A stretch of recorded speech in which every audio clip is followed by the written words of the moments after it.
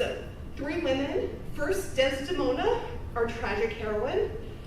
Emilia, the wife of Iago and the friend of Desdemona.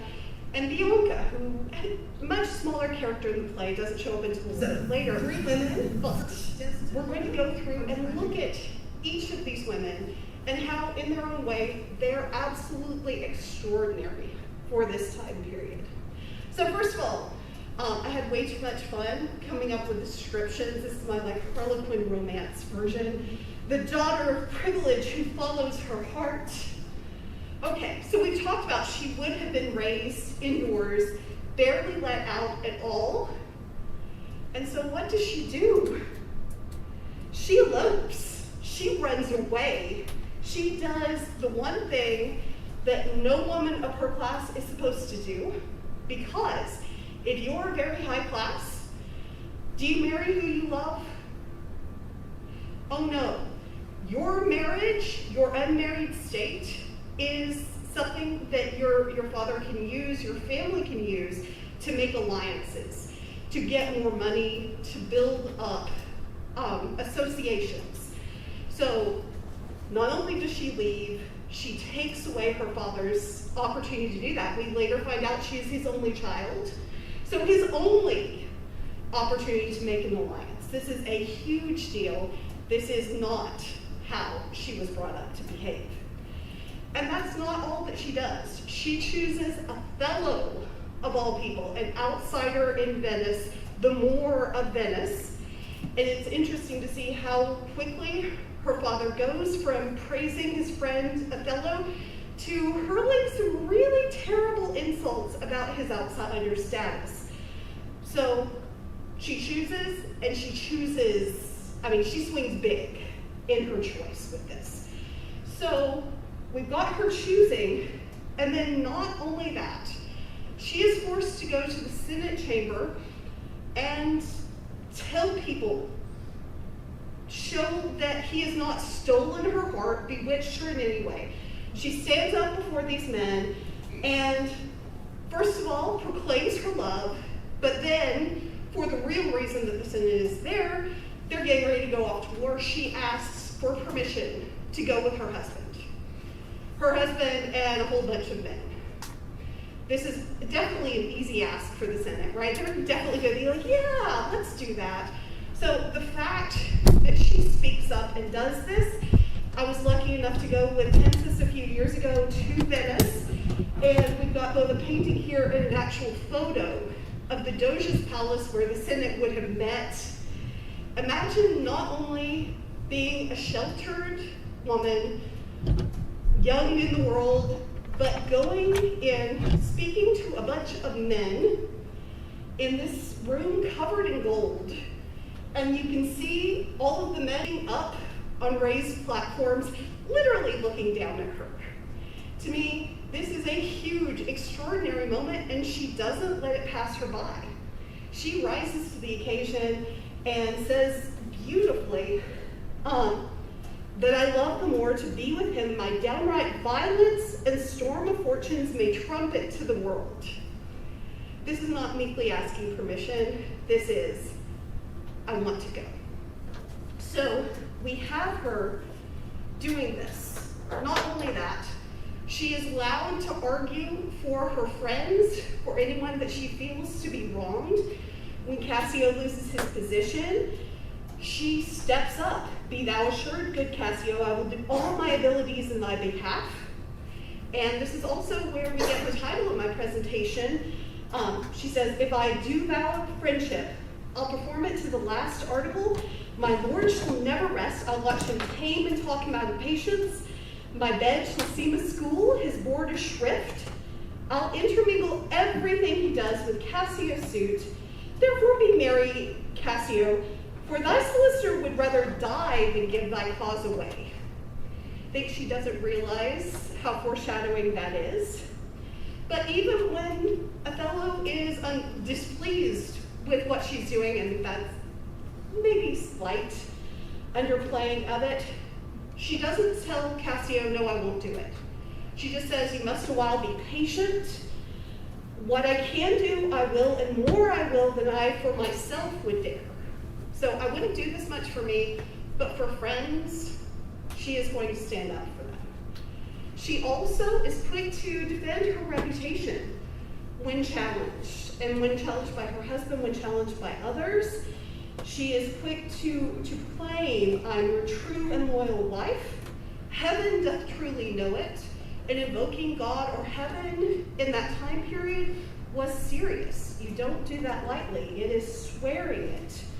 And she swears, "By heaven, you do me wrong." She also defends her life, asking her husband to stay a while. And in most productions that I've seen, you see her actively fighting for her life. But interestingly, ultimately, even when all hope is lost, she still defends her husband.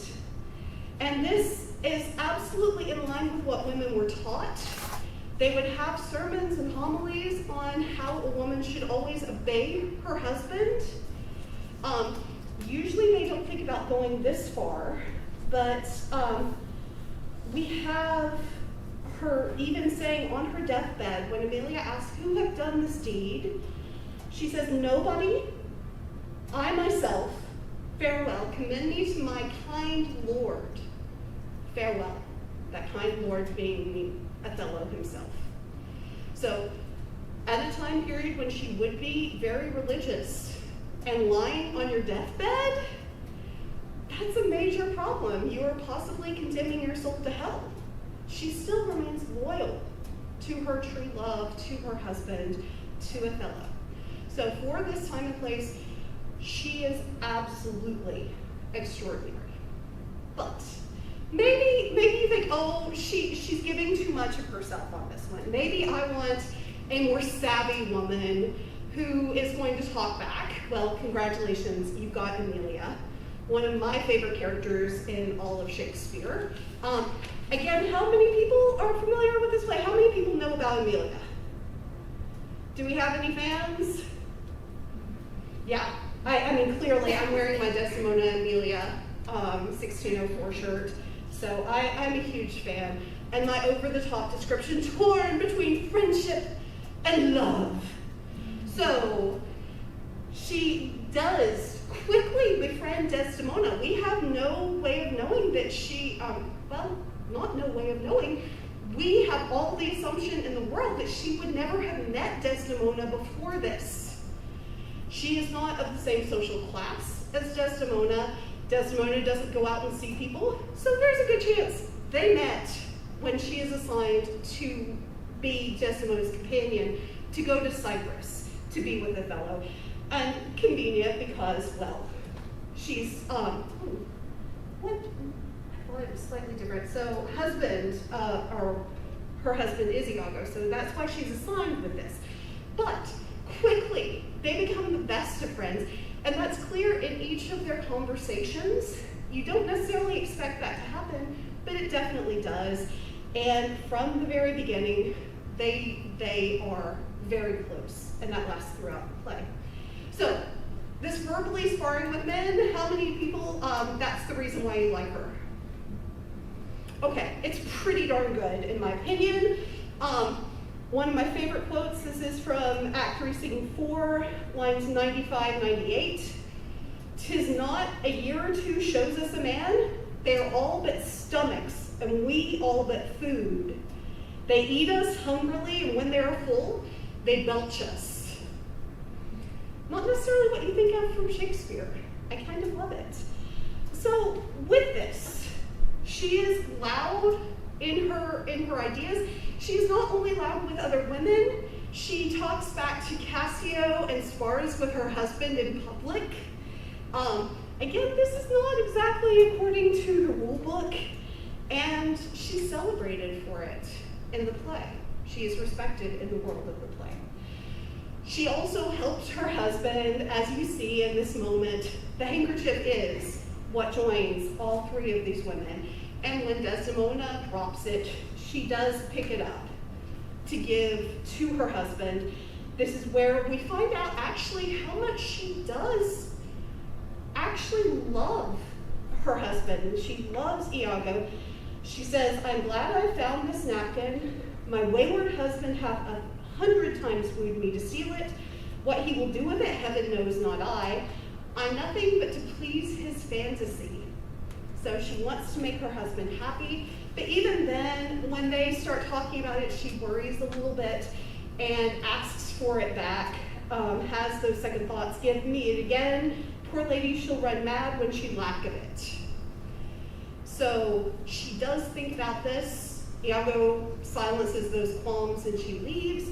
But she is thinking about, well, what could go wrong? She is feeling torn.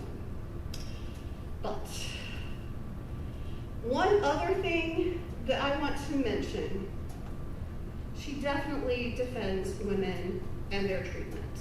So this includes Desdemona, but not only Desdemona. I would be remiss if I talk about Emilia without bringing up this monologue.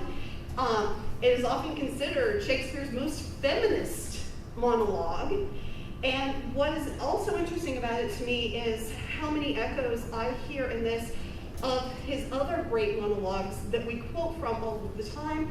Certainly, I think you're going to hear some echoes of Merchant of Venice, Shylock's speech about Jews. If you prick us, do we not bleed? If you tickle us, do we not laugh? See if you see some things in here. I do think it is their husband's fault if wives do fall.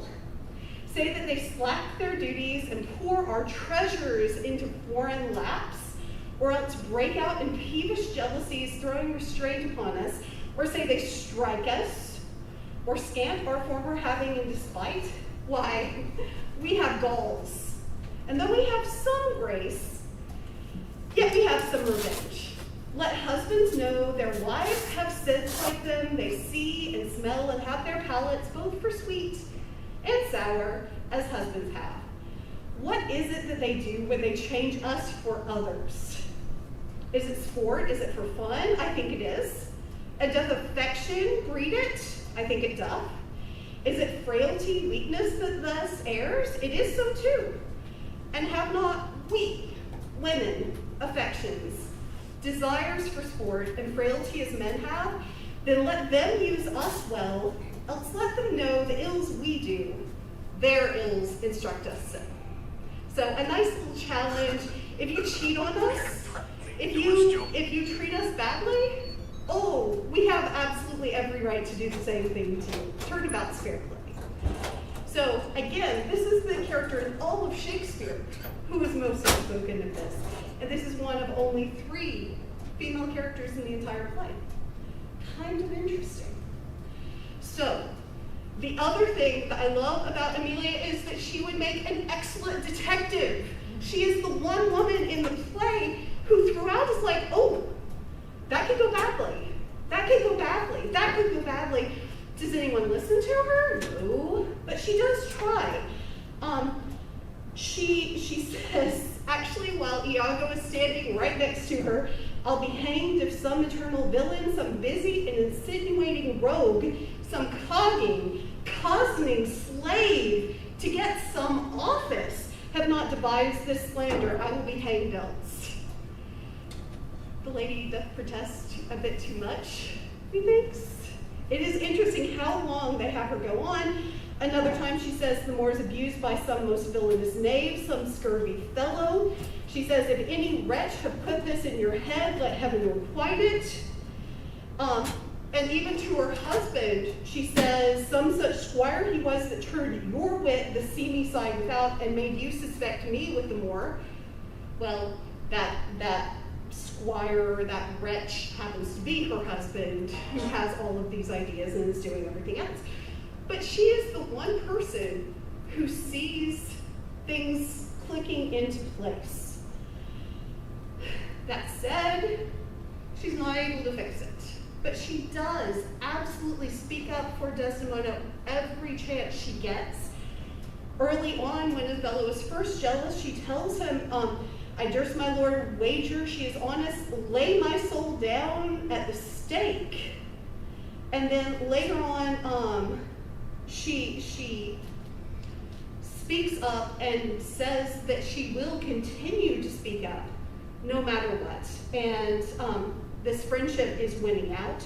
She says, make thee know, though I have lost 20 lives, I'm willing to die 20 times over to speak up for my friend with this. And constantly, Othello tells her to be quiet. Iago tells her to be quiet.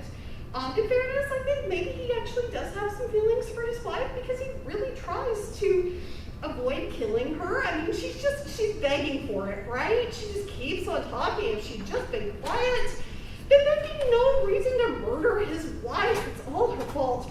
But it is fun reading through with that. How many times he's like, and then finally, he does stab her. But beforehand, she says, I will not charm my tongue. I am bound to speak. My mistress here lies murdered in her bed. And she says, in front of all of these men to Iago, your reports have set the murder on. So even at this point, if she didn't speak up, is anybody going to find out what really happened? Rodrigo's dead. We don't have any other thing. So if it's not for Emilia, the plan doesn't work. And I find that really fascinating. And at the end, when she does give her life for her mistress, oh, lay me by my mistress' side, she asks for that so that she can die with her. So then we have Bianca. Okay, I've asked how many people like Emilia. How many people like Bianca? Yeah, I'm not surprised by this, okay? So she is often played as a comic character. She is constantly called a prostitute, a camp follower in the euphemism of the day. She follows the army wherever they camp. And here's the thing. Whose word do we have for that she's a camp follower? Did she say that ever? It is always the single most or least trustworthy, the good, honest character who says this about her, and that is who? Who says this? They're saying Iago. Oh, okay, sorry, I just couldn't hear. Absolutely good Iago, honest Iago. He keeps on saying insults about her. I'll read a few in just a minute. They're good. But the only other person who has anything negative to say is Cassio, who she follows to Cyprus. She's presumably never done this before. She's from Venice. She follows him. But we only see Cassio talking about her when he is alone with Iago. It is absolutely boys' club rules. So who knows how he actually feels about her. But if Iago starts and is kind of making fun of her, is he really going to stand up for her in all of this? Well, maybe. But he doesn't. So again, I'll let you decide, but it is absolutely it's absolutely valid to read her as a upscale person from Venice who does follow him, who is smeared with all of these lies in the same way that Desdemona is. So she follows Cassio to Cyprus, and I love that she does not hesitate to speak out when she feels that she has been wronged. He has been silent for a week. Okay, they travel all the way from Venice to Cyprus in that week, so he gets a little bit of credit, but still she tells him, and see what you think about this. Does this sound like a low-class prostitute? 7 days and nights, 8 hours, and lovers' absent hours more tedious than the dial 8 times, a weary reckoning. That sounds lovely to me. That sounds to me like it would be the line from one of the lovers in Midsummer Night's Dream. Maybe even like Romeo or Juliet whining a little bit, even though they met yesterday.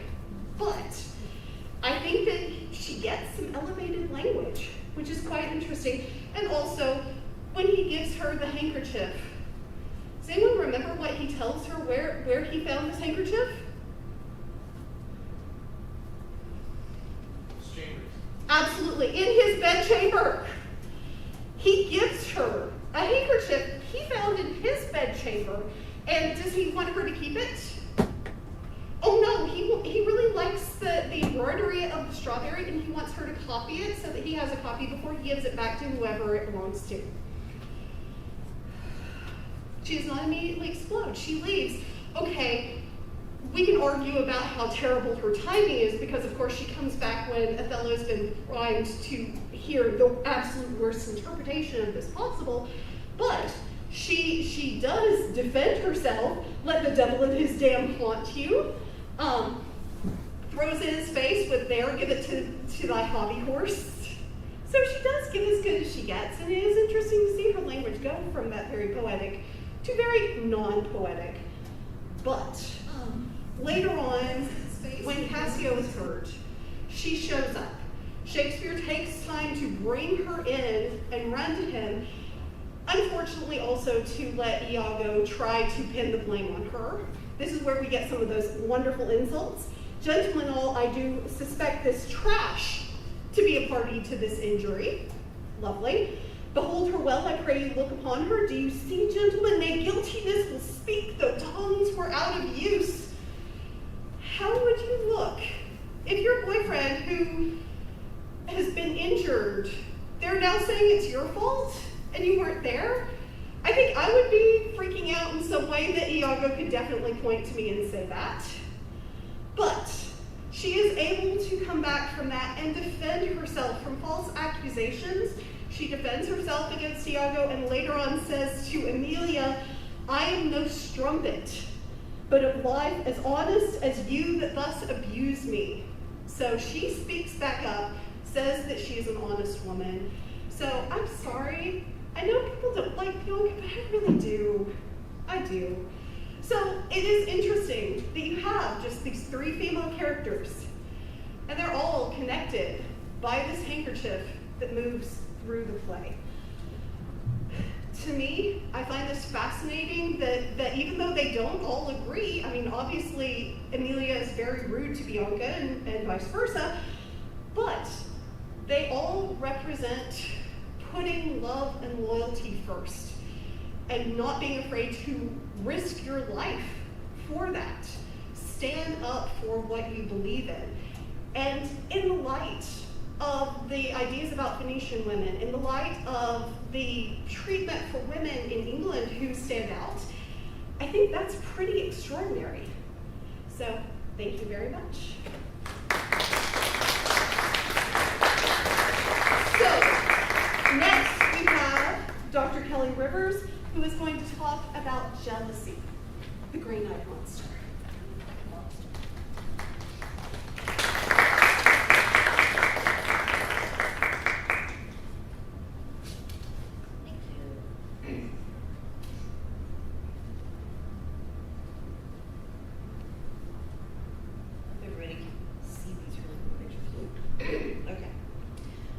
All right, so this presentation began as an examination of how jealousy was created and cultivated in Shakespeare's Othello. And I settled on this topic because I asked my students in all of my 10-20 classes after we had read the play, what do you want to know more about? And every single class, there were at least half a dozen who said, I want to know more about jealousy. So that's where I came up with this. So on the surface, looking at jealousy in the play seems to be quite easy. We get mentions of it in Act 1, Scene 1, from the very, very beginning, when Iago tells Rodrigo that he is jealous of Cassio for getting the promotion, and then later for Othello, possible cuckolding of him with Emilia, if you believe the rumor, because he does acknowledge that it's a rumor. We also see Brabantio is jealous of Othello for stealing his daughter away, and you can also say the same thing that Rodrigo is also jealous because Othello got the girl and he did not. However, as I started to investigate jealousy through this lens of psychoanalysis, in my classes we talk about the literary lenses, a new and complex idea started to emerge. Is it really jealousy that we see in this play? Or is it something else? Is it envy? Or is it rivalry? And so these three traits function very much like a bowl of cherries. separate entities, but they're connected at a stem. Unfortunately, Shakespeare uses strawberries instead of cherries, but they're still separate ideas that share the same root. So for the purposes of this presentation, I'm just going to focus on jealousy and envy because these two emotions are much easier to define and to track within the play. But there's a lot of scholarship that I discovered in this investigation, both literary and psychological, about the role that rivalry plays in setting up the play's events. Just for full disclosure, a lot of my findings came as a result of my consultation with a text written, it's a psychology text called Jealousy and Envy, New Views About Two Powerful Emotions. And this text does have chapters that focus on both emotions and how they develop psychologically and childhood development. And one chapter in particular does look at Shakespeare's play Othello as an example. So I'm going to do exactly what I tell my students not to do when they start their papers, which is start with a definition. But my purpose in offering a definition from the OED is to establish the foundation of what is this emotion. And so the Oxford English Dictionary actually offers some very interesting definitions. The first one, so definition number 1, is, quote, zeal or vehemence of feeling against some person or thing, anger, wrath, or indignation. Interestingly enough, the second definition is the exact opposite of that one, and it's zeal and vehemence of feeling in favor of a person or thing, devotion, eagerness, or anxiety to serve. But I'm going to stick with the fourth definition and its subset 4A for the purposes of this presentation. It's 4 is the state of mind arising from the suspicion, apprehension, or knowledge of rivalry. And in love, the fear of being supplanted in the affection or distrust of the fidelity of a beloved person, especially a wife, a husband, or a lover. It's in the spirit of this definition, that Andreas Capellanus in the Middle Ages includes jealousy as part of the courtly love tradition. In his text, which was written between 1184 and 1186, depending on which scholar you consult, in his list of rules of courtly behavior, 3 of them directly define and invoke jealousy. So rule number 2, he who is jealous cannot love. Number 21, real jealousy always increases the feeling of love. And 22, jealousy increases when one suspects his beloved. Now, what's interesting about these definitions is he's arguing, or at least putting forth in this handbook for young players, that you have to be jealous in order for your love to be real. That if you're not jealous, then it's not real, right? Because you're going to want, it's that fear that someone's going to take your love away. But going back to the companion emotion of envy, in terms of envy's definition, the OED offers, again, a wide range of definitions, and I'm going to focus on the third definition, the, quote, feeling of mortification and ill will occasioned by the contemplation of superior advantages possessed by another. So basically, somebody else has something you want, and that is envy. And a key distinction between these two emotions comes into play when psychologists start to analyze it. And this distinction that I found that best sums up these two emotions was in a 1973 discussion of the psychological theories of Melanie Klein. And Hannah Siegel says, quote, jealousy is based on love and aims at the possession of a loved object and the removal of the rival. It pertains on a triangular relationship. Envy, on the other hand, is a two-part relation in which the subject envies the object for some possession or quality. No other live object need enter into it. So in other words, jealousy requires 3 parties: the lover, the object, and the rival. Envy only requires 2. person who has the thing and the person who wants the thing, right? There is no third party involved.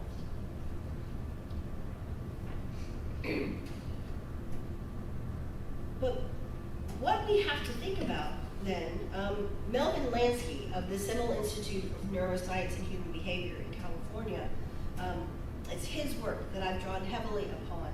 He argues that jealousy involves love for the object and centers on actual or anticipated loss of the love object already felt to be in someone's possession.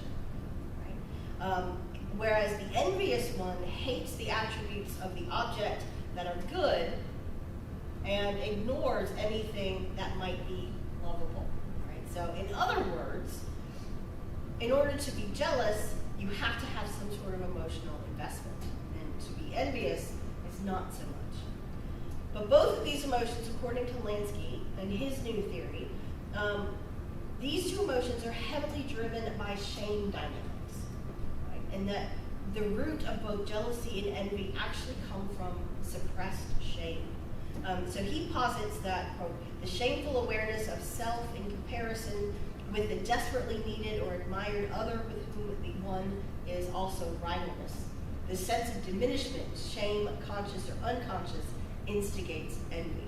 So I've set up this kind of 5 identifying characteristics of how shame comes into play, especially in Othello. We see shame is a form of shame is self-awareness. You're aware of something you find lacking in yourself. Shame also comes when you compare yourself to other people, because you tend to find yourself lacking. Shame comes from insecurity, when you lack confidence. Shame also comes from naivete. You must mispronounce that word. When you go blindly, you're too trusting. And then shame also comes from fear, right? Whether that's fear of rejection, fear of reprisal, fear of retaliation. But all of those aspects of our character have their roots in psychological shame. So I'm going to pause it here. This is where I'm going to kind of go out on a limb a little bit. That looking at both jealousy and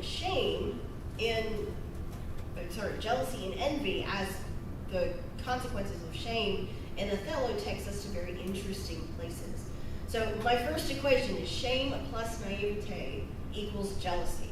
And Amelia, very famously, she's not one of the jealous or envious characters, but she does offer a warning.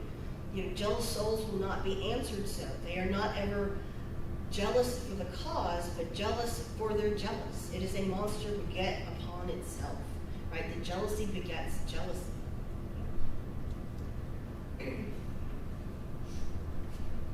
So if we run with this idea that shame is a way of diminishing character, now we can start seeing where jealousy comes into play. So typically, Othello is the character with whom jealousy is most often associated. But I do want to start with a brief conversation about Bianca. So I didn't ignore her. I know you like her very much. Bianca, if we look at her as a victim of shame, we can see that what she possibly might fear. And that might be rejection and replacement. Whether you see her as a courtesan, someone who is very well educated and in high demand, or you do see her as a camp follower, she is someone who bases her livelihood on the goodness of others. To, I don't know, steal something from Tennessee Williams, right? Her very survival, both literal and figurative, depends on her ability to attract and keep male attention. And so when that is threatened, and she has this fear of possibly public shame or rejection or failure, that drives her to be jealous. And hence when Cassio gives her the handkerchief, first she's jealous because he's gone for so long. Why have you not come to me? And then his gifting or showing her the handkerchief, asking her to copy it. All of a sudden he has this token from some other woman, and he's not been around for a while, and automatically It's this fear of rejection and replacement. Right? And so she does behave jealously. Right? At first, she seems to be a little bit flattered, then confused, but that feeling quickly turns to jealousy when she suspects that it came from someone else.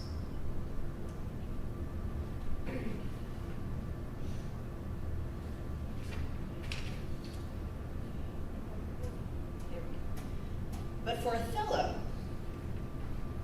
the most obvious jealous character, we have to find some roots of his shame. What might drive him to become the jealous character he is? And I posit that there are three primary sources of shame for Othello. One is his otherness, one is his naivete, and the third would be his insecurity. So in terms of his otherness, he is, as he says, he is older, he's black, he's foreign, he's a military figure, he stands out among the Venetian court. He's not like a courtier in Venice, for he says himself in Act 3, "For I am black, and have not those soft parts of conversation that chamberers have. For I am declined into the vale of years." Right? So here he reveals his awareness of his difference.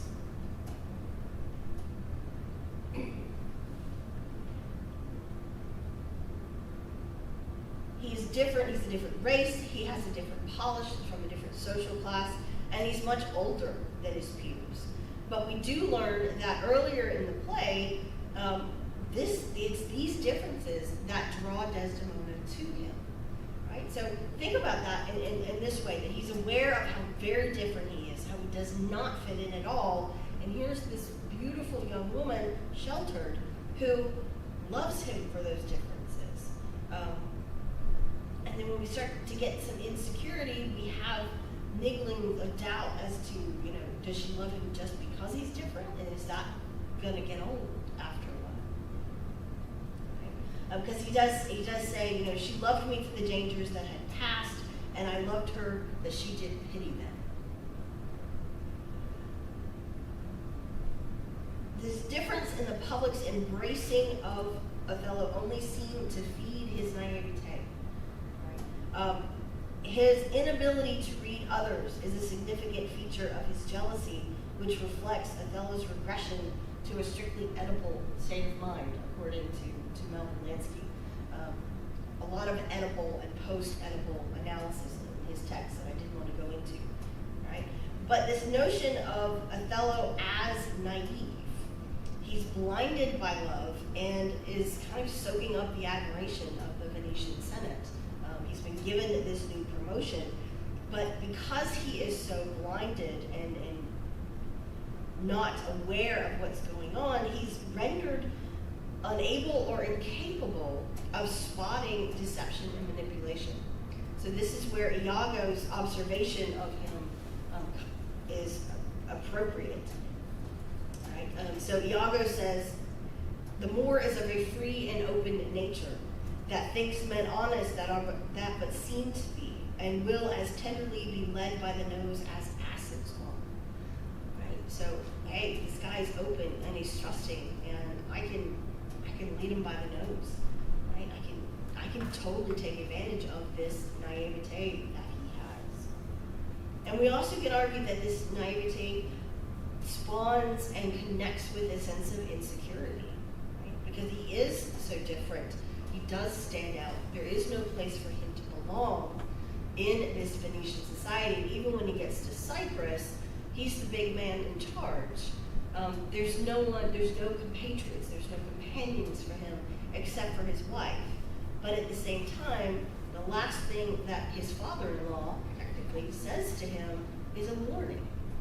Look to her more if thou hast eyes to see. She has deceived her father and made thee. Right? So as a father, he says, my daughter has the ability to lie to people. She's lied to me. She might lie to you. And we can see here that Brabantio is in many ways sowing the seeds of doubt very early on. But we also get a sense that, excuse me, it's the elopement with Desdemona, as well as this sudden promotion in the military, that lead Othello to doubt the love of Desdemona because she is so different.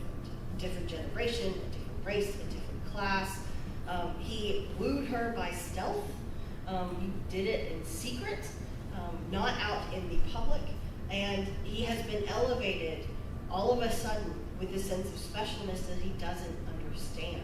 So once again, it's setting him up. He doesn't recognize that, or he refuses to see that this new idea, this new job, this new woman is stability. For him, it's insecurity because it's also new, it's also sudden. And he doesn't quite know how to handle it.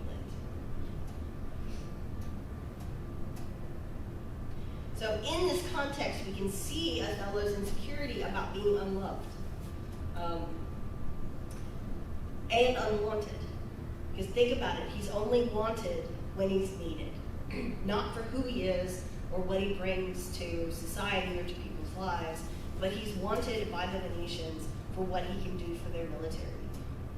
And that's not a solid foundation for feeling accepted and feeling a part. And so it does open him up to jealous feelings, right? Leaves him wide open to Iago's manipulation of him because he has this sense, perhaps it's a sense of guilt at having stolen Desdemona and possibly being deceived by her as she has deceived others. And so the mere idea of being cuckolded, or just the idea of losing her fidelity, is enough to drive Othello to murder, and then later his own suicide. But even in his final monologue, Othello wants his shame, in many ways, to be recorded. He wants it to be part of his legacy. And it functions as though he's finally ready to acknowledge the root of his actions and his behavior. He said he's done hiding, and he wants to be remembered as honestly and accurately as possible. As he directs Lodovico to, quote, "Speak of me as I am, nothing extenuate nor set down in malice. Then must you speak of one that loved not wisely, but too well, of one not easily jealous, but being wrought, perplexed in the extreme, of one whose hand, like the base Indian, threw a pearl away, richer than all his tribe." So with these words, he recognizes the consequences of his actions. He takes responsibility and realizes that his fear of being unlovable left him open to manipulation and led him to destroy and dispose of the one source of love that he craved, which was his wife. So if we then think that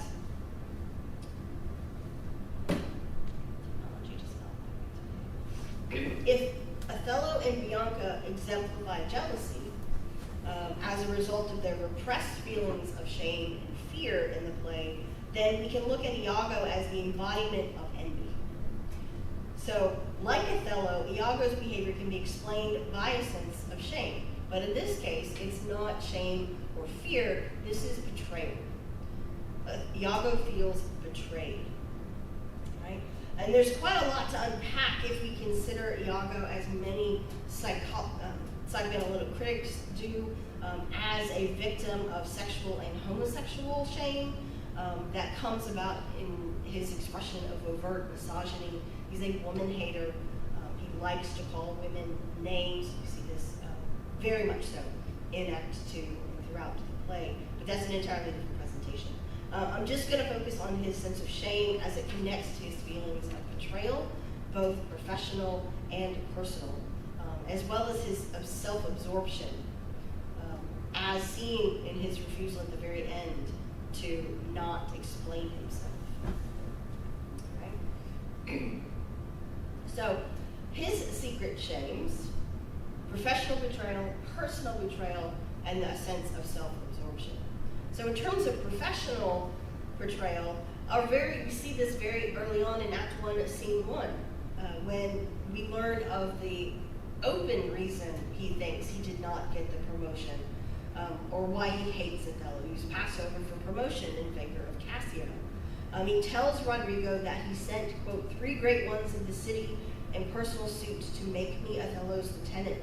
But Othello turned them away, saying, I've already made my decision. It's Cassio. And of course, Iago does not trust Cassio because he has never set on a squadron on the field or division of battle. He is nothing but a mathematician. Right? He has never experienced war, he's just studied it. So he feels that Cassio is totally unqualified for his promotion. So therefore we can say that Iago envies Cassio for this new position, and that he feels betrayed by Othello for not getting it. In his first soliloquy at the end of Act 1, we get an additional reason for his shame, and another reason for his hatred of Othello, and that's he feels like he has been cuckolded. He feels that Othello, or he's heard the rumor rather, that Othello has slept with Emilia.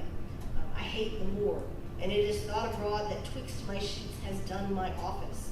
I know not if it be true, but I, for mere suspicion of that kind, will do as if for surety. Right? So he doesn't know if the rumor's true or not, but he's just going to act as though it was. He's just going to assume, probably because he doesn't trust women.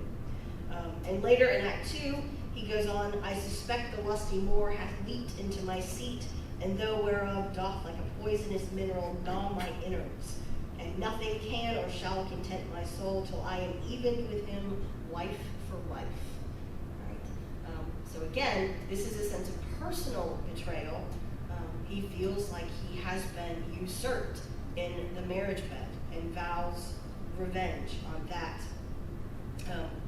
basis.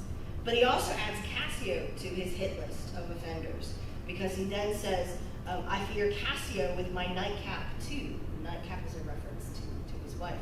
So he feels like he has been the victim of betrayal by both his boss and his new lieutenant. So it is a sense of personal betrayal. So his presumed humiliation drives his actions, and his soliloquies reveal more and more about his plans to destroy Othello, Desdemona, and Cassio. Seems that no one is immune. But Iago's fears are based in presumption. He lives in two different worlds, and this is where self-absorption comes in. He lives in his inner one of shame and betrayal, and an outer one when he exists in trusted and esteemed positions. He fears that he has been shamed, and so his behavior is a result of envy. But others do not see him as diminished, right? To the outside world, he is still the esteemed, honest, and good Iago. So his envious state of mind, this constant absorption of self, illustrates his, quote, attraction to the envied other. So he is totally continually drawn to both Cassio and to Othello because they have something he wants. And by the end of the play, Iago has betrayed his commander, killed his wife, exploited and later killed Rodrigo, and attempts to kill Cassio.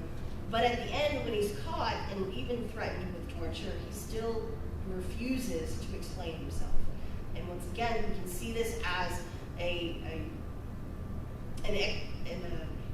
display of self-absorption. He doesn't feel like he needs to answer for his actions because he lives in his own world, right? And when his famous final words, demand me nothing, what you know, you know. From this time forth, I will never speak word. So he attempts in this last gasp effort to retain power is, I am not going to speak anymore. Therefore, I win. Many. Right? So in conclusion, Iago is driven by envy rather than jealousy. He doesn't want anyone. He wants a thing.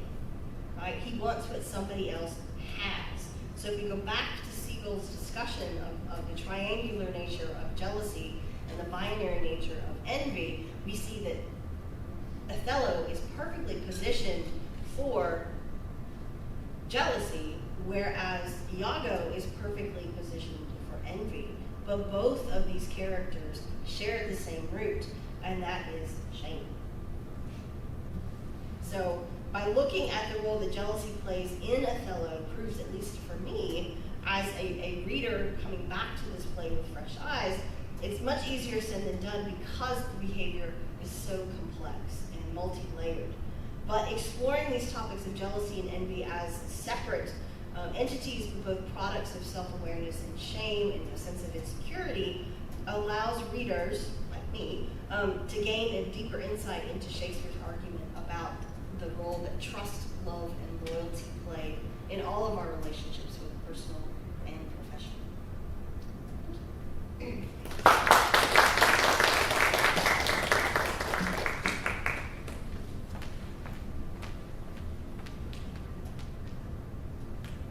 So, I think I'm over speaking to the microphone.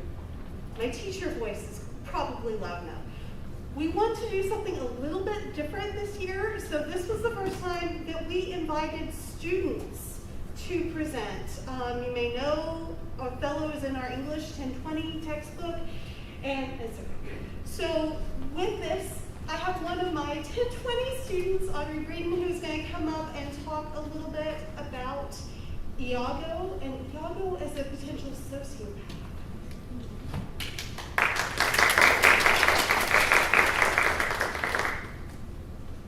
Hello. I just want to apologize because I haven't done public speaking since my sophomore year of high school, so. But,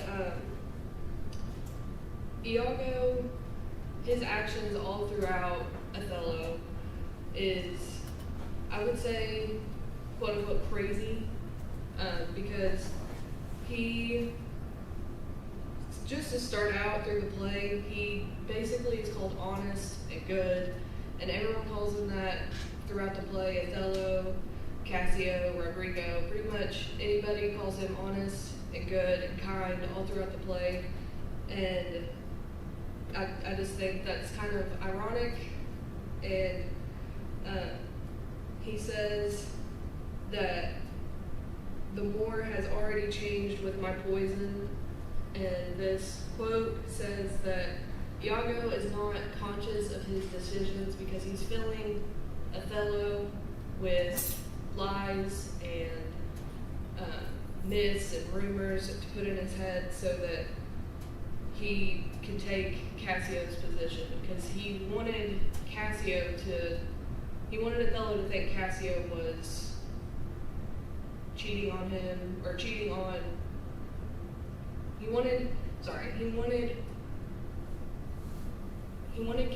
Othello to think that Cassio was with Desdemona, and so he was filling Othello with all of these thoughts in his head.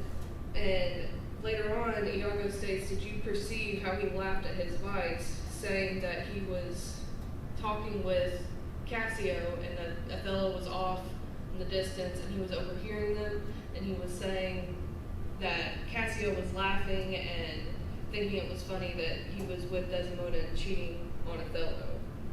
And near the end of the play, he states, "Now whether he kill Cassio or Cassio kill him, or each do kill each other, every way makes my gain."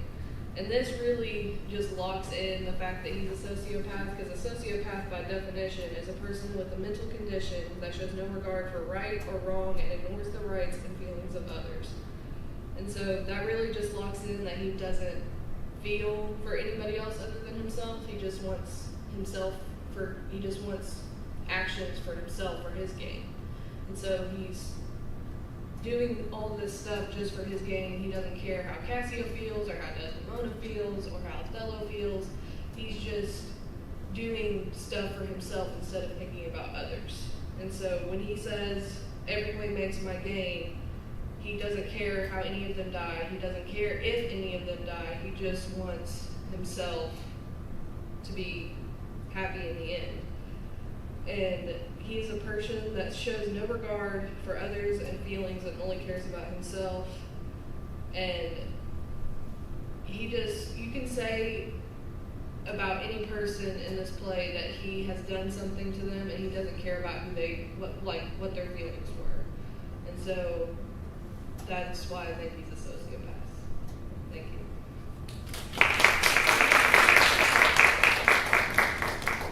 So thank you all for coming out today, and because, of course, we want you to participate with this, everyone gets to have a cupcake and leave with your own handkerchief with strawberries. So again, thank you for annual.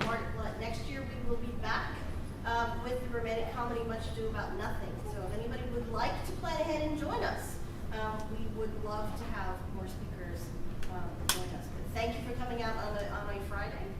If you are students here for extra credit, please make sure you sign in the back. If you're faculty, you would just come out to support us. Thank you very much. And please take case. Happy Friday.